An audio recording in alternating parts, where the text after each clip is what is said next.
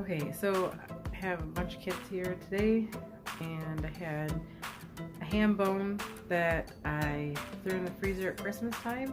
So I am making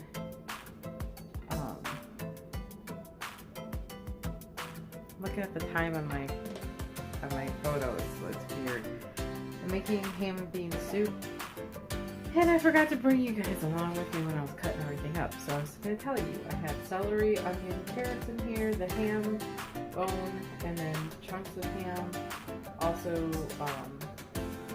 white beans or northern beans, and then thyme, a little bit of rosemary, salt, pepper.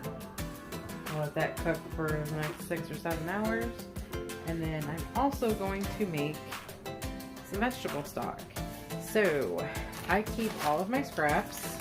I do not have chickens yet, so I still keep all my scraps.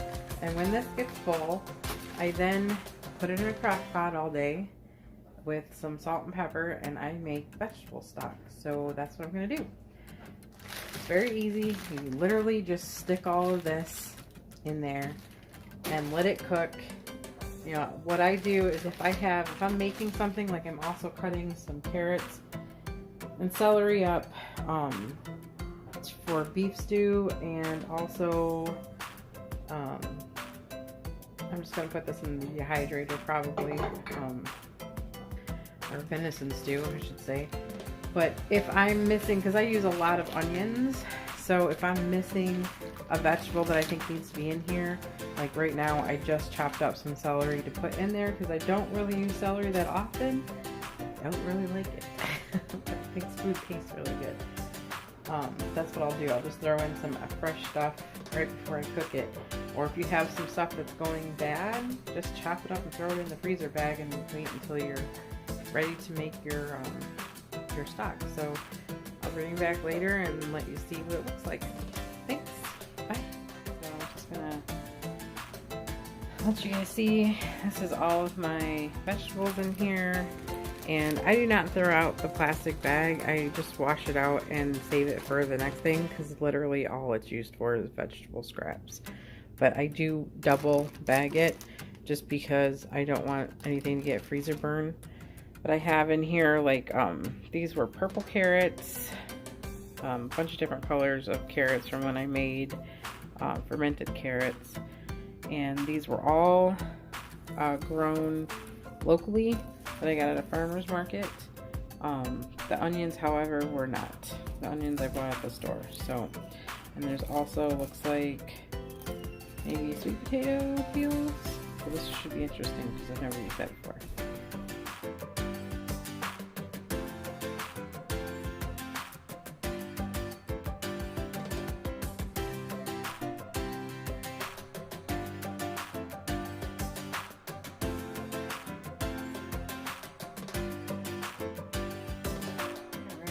Here is my broth, my vegetable broth. Got, I don't know, probably 6 pints. But I'm heating it up because I'm going to be killing it. I have to wash that. Got all my jars and lids and stuff ready. And I'm going to strain it through this to get all the little bits and pieces out. Okay, so have the broth in, I ended up getting 6 pints, and I have them in the pressure cooker right now. I don't know if I can flip this over to show you, or if I'm gonna have to stop it. But let me just flip this over.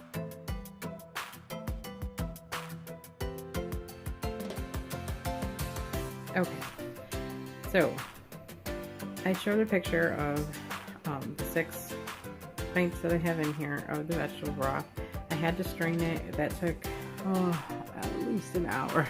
If anybody knows an easier way to strain broth besides using a coffee filter and this, let me know, because that took way too long. So I have everything in here. Have to let the steam go for 20 minutes. Once this starts steaming, a steady steam, I have to let it go for 20 minutes and then bring it up to 15 pounds of pressure. And then I will put this weight on here.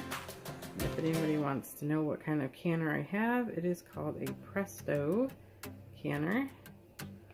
I would like to try an All-American. It seems like those are a little easier. I kind of have to babysit this one. Not kind of, I have to babysit this one. I used to can on electric stove and that made it really hard. But now with gas you can regulate the heat a lot easier. So here it's going to start to bubble. It's just the pressure's getting up, the condensation starting to build up on the top, and that's why it's bubbling like that. But the full pressure will start steaming out of here, and I'll bring you back for that. And always go by your canner's book. You know, I have this, and because you need to go by your altitude of how much pressure and how much time. For where I am here in Michigan, I have to, like I said, this has to, I'm just going to say steam or vent. That's what it's called. So vent. It has to vent for 20 minutes, and then I can put this on here and bring it up to 15 pounds, and it has to be, let's see, what did it say? Oh, I have to, once this is venting, then I put this on and let it do its thing at 15 pounds for 20 minutes. So I got it backwards. That's why you always go by the book. Alright, so I will bring you back when that's steaming and show you what I do. Okay, so now the steady steam, I have to let that go for at least 10 minutes. And to keep it just a steady, it did say that I can turn down the heat just a little bit.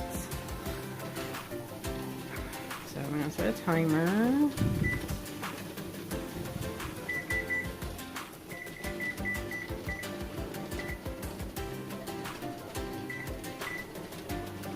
Let that go. When the timer goes off, I'm going to put this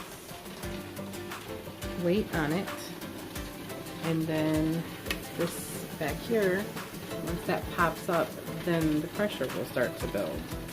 As long as that is popped up back there, you do not ever open this, okay?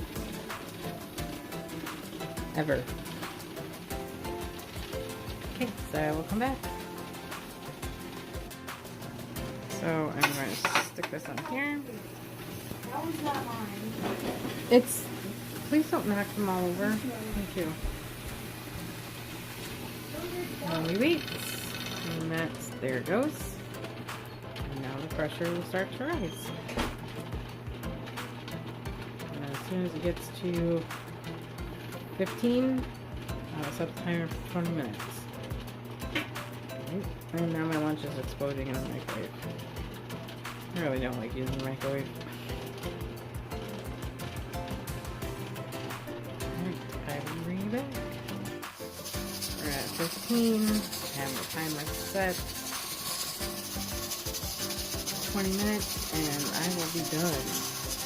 A couple things that I just wanted to say is make sure you always go by the manuals or the owner manual of your pressure canner. Always check your altitude and what pressure you're supposed to be doing things. Follow safe canning procedures. Make sure you're checking your lids and for imperfections and your jars as well. What I did not show you is how I filled the jars up. I did have everything at the same temperature when I started all of this, because if you start with cold liquid and you stick it into the hot canner, your jars are going to break. And I also did wipe down the mouth of the jars. I hope this is not too loud. I also wiped down the lids of the top of the jars with some vinegar to make sure there was nothing sticking on the top of the jars.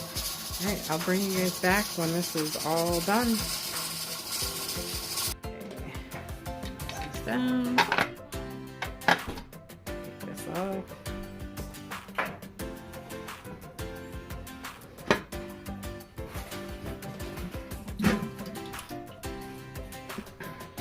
never open the canner towards your face, but this has been sitting here for a long time, so I knew there wouldn't be any steam. There we go.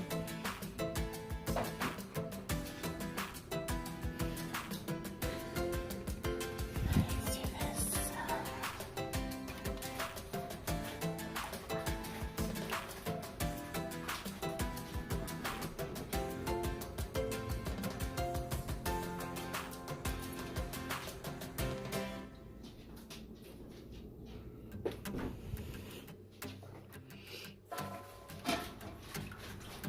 Smells good.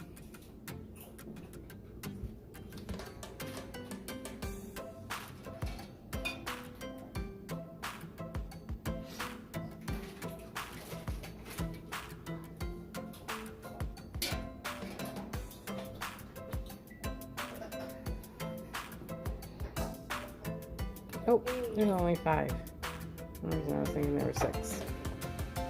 There you go. It's been sitting in there for a while, so that's cool.